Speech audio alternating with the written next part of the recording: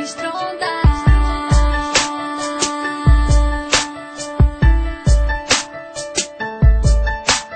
Meu amor, só você me deixa assim.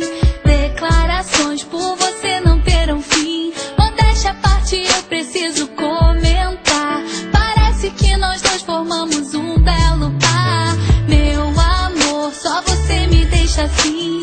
Declarações por você não terão fim. Modéstia à parte, eu preciso comentar. Parece que nós dois formamos um belo par. Situação estranha quando estou longe de você. Situação confortável é ouvir meu bem querer. Te amo, é verdade, nossa história é de cinema.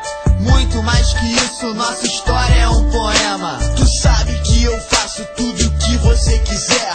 Assumo, sou seu homem e você minha mulher. Mas não perco o sentido nem a sua compulsão. Formamos um belo par, sem fachada e ilusão.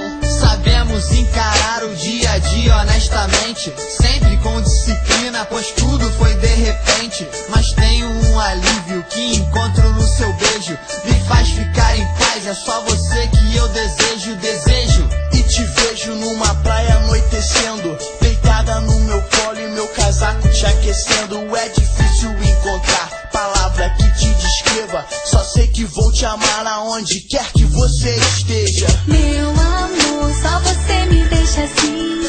Declarações por você não terão fim. Modéstia à parte, eu preciso comentar. Parece que nós dois formamos um belo par. Meu amor, só você me deixa assim. Declarações por você não terão fim. Modéstia à parte, eu preciso comentar. Parece que nós dois formamos um belo par. Um belo par de causar inveja a qualquer um. Nossa relação é clara, não vejo problema algum. E o que acontece daqui pra frente?